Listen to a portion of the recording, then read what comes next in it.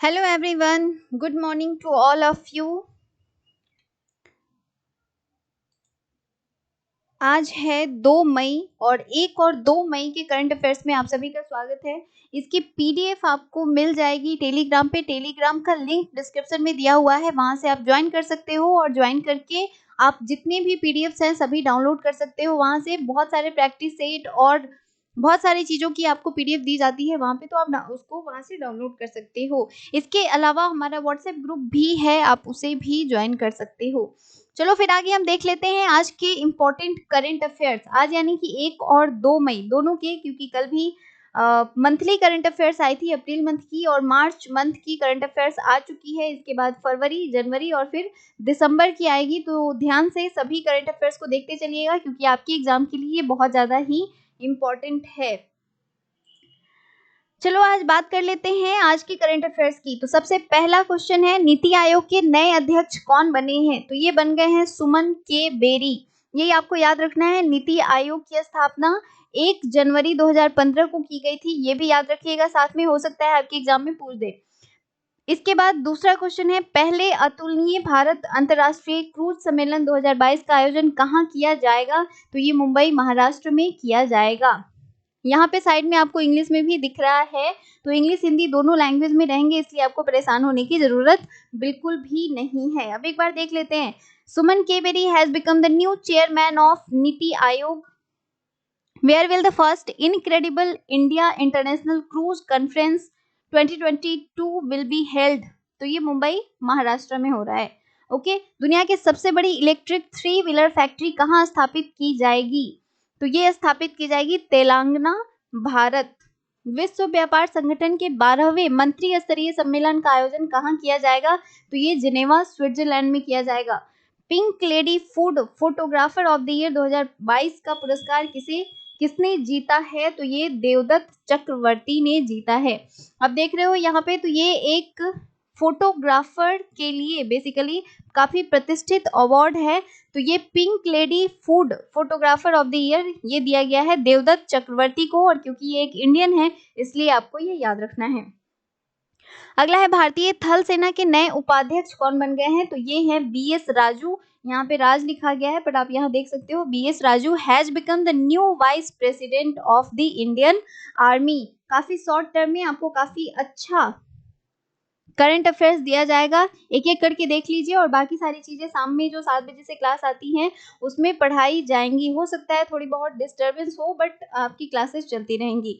तो क्लासेस के लिए आपको कुछ नहीं करना है, टाइम से आप लाइव आ जाना, लाइव क्लासेस चलेंगी। प्रतिष्ठित व्हीटली गोल्ड पुरस्कार 2022 किसने जीता है? जल्दी जल्दी से कमेंट भी करना अगर आपको पहले से आ रहा है तो। वैसे आज का करंट अफेयर्स है तो आप पहले से नहीं जानते हो। चारुदत्त मिश्रा, इनको व्हिटली गोल्ड पुरस्कार से सम्मानित किया गया है, और क्योंकि ये एक इंडियन है तो ये आपको याद रखना होगा।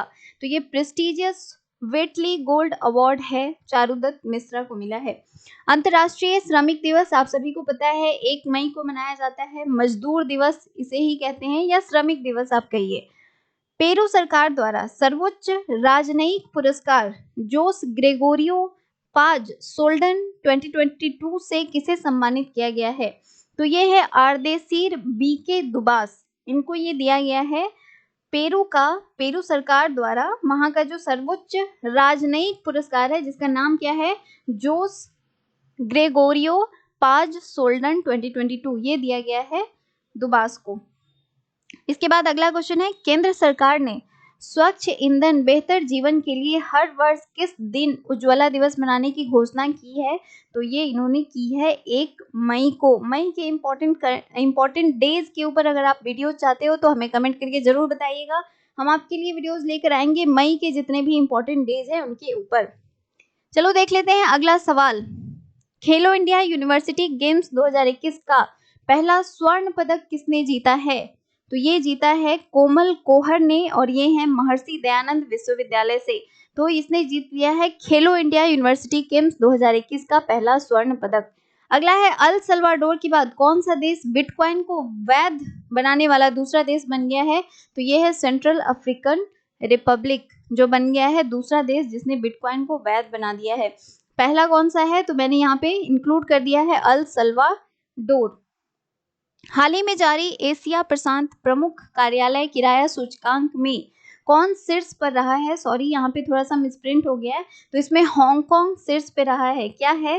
तो एशिया प्रशांत प्रमुख कार्यालय, Asia Pacific head office rent index, ध्यान से देखिएगा, आप इसे इंग्लिश में याद रखोगे ज्यादा बेटर होगा। Asia Pacific head office rent index में हांगकांग फर्स्ट रैंक पे है।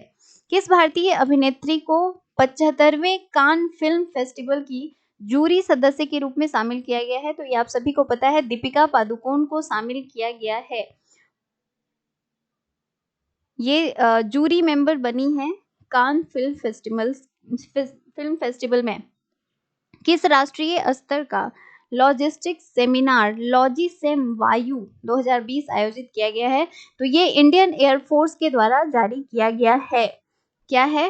तो लॉजिसेम वायु 2022, ये आपको याद रखना है।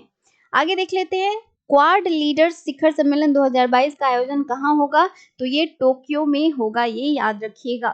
प्रधानमंत्री जन आरोग्य योजना के तहत 100% परिवारों को शामिल करने वाला भारत का पहला जिला कौन सा बन गया है? तो ये सांबा जम्मू कश्मीर है जो बन गया है पहला जिला। Times Higher Education Impact Ranking 2022 में कौन सा विश्वविद्यालय शीर्ष पे रहा है? तो ये है वेस्टर्न सिडनी यूनिवर्सिटी, जो कि फर्स्ट रैंक पे रहा है। किस चीज में? तो Times Higher Education Impact Ranking. अगला है, गगन सिस्टम का इस्तेमाल करने वाली पहली एयरलाइन कौन सी बनी है? तो ये है इंडिगो एयरलाइन, जो कि गगन सिस्टम का इस्तेमाल कर रही है। अगला क्वेश्चन देख लेते हैं, वैश्विक पाटीदार व्यापार सम्मेलन का उद्घाटन कहाँ किया गया है? तो ये सूरत में किया गया है। इसको बोलते हैं ग्लोबल पाटीदार बिजनेस कॉन्फ्रेंस, जो कि सूरत में इनॉग्रेट किया गया है। अगला है, किस देश ने भारत को अपनी वार्षिक प्रायोरिटी वॉच लिस्ट में शामिल किया है? तो ये है अमेरिका, जिसने अपनी एनुअल प्रायोरिटी वॉच लिस्ट में शामिल कर लिया है भारत को। तो ये थे आज के सभी इंपॉर्टेंट करंट अफेयर्स। इसकी पीडीएफ आपको मिल जाएगी, और साथ ही साथ वीडियो को लाइक शेयर सब्सक्राइब करना ना भूलें। अगर आपको हमारी वीडियोस पसंद आती हैं तो इसे लाइक जरूर करें। Thank you.